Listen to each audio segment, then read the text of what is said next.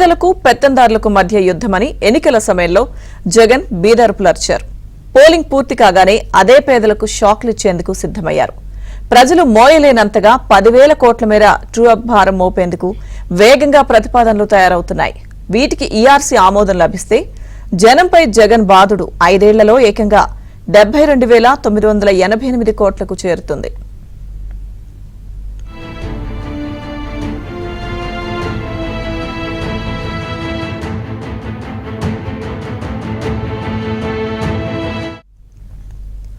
విద్యుత్ వినియోగదారులకు 10,000 కోట్ల మేర పవర్ షాక్ తగలనుంది. ఎన్నికల ప్రక్రియ ముగిసి ఫలితాల కోసం ఎదురు చూస్తున్న వేళ ట్రూ అప్ ఛార్జీల కింద ఇంత భారం జనంపై వేసేందుకు డిస్కంలు సిద్ధమయ్యాయి. ఇప్పటికే 2022-23లో 7,200 కోట్ల ట్రూ అప్ ఛార్జీలను వసూలు చేసుకునేలా ఆంధ్రప్రదేశ్ విద్యుత్ నియంత్రణ మండలికి డిస్కంలు ప్రతిపాదనలు పంపాయి. తాజాగా 2023-24 సంవత్సరానికి 10,000 కోట్ల మేర ట్రూ అప్ ఛార్జీలను వసూలు చేసుకునేలా 1-2 రోజుల్లో ప్రతిపాదనలు పంపేందుకు సిద్ధమయ్యాయి. గతేడాది ప్రతిపాదించిన 7,200 కోట్లకు తాజాగా ప్రతిపాదించనున్న 10,000 కోట్లకు ఈఆర్సీ ఆమోదముద్ర వేస్తే మొత్తంగా ప్రజలపై 17,200 కోట్ల ట్రూ అప్ భారం పడబోతోంది.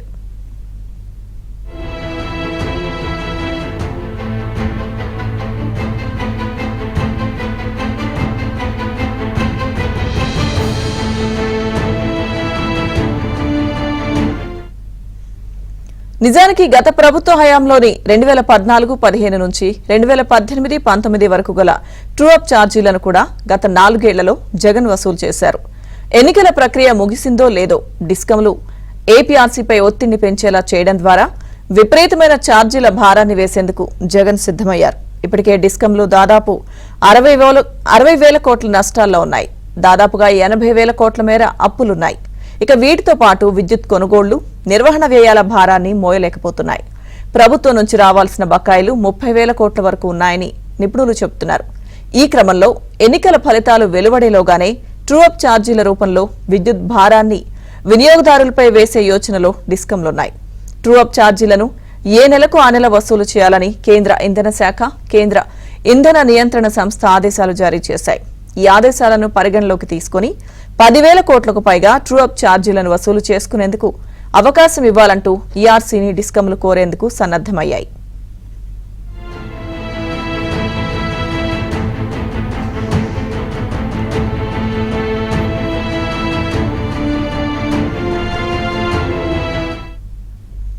ప్రతిపక్షంలో ఉండగా విద్యుత్ ఛార్జీలు భరించలేనంతగా ఉన్నాయంటూ చంద్రబాబు సర్కార్పై జగన్ ఆగ్రహం వ్యక్తం చేశారు.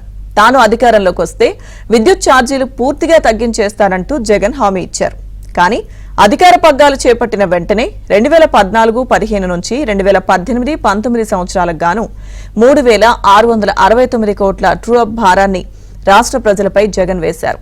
2020 ఫిబ్రవరిలో నెలకు 500 యూనిట్ల పైబడి విద్యుత్ను వినియోగించే వారిపై యూనిట్కు 90 పైసలు చొప్పున 1,300 కోట్లు వసూలు చేశారు.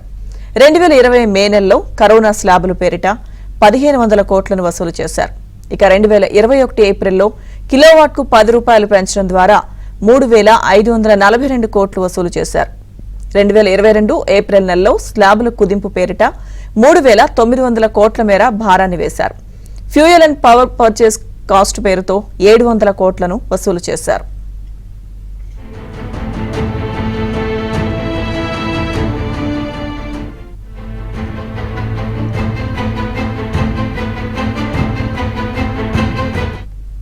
రెండు 2021-22లో విద్యుత్ కొనుగోళ్ల సర్దుబాటు పేరిట 3,082 కోట్ల భారాన్ని వేశారు.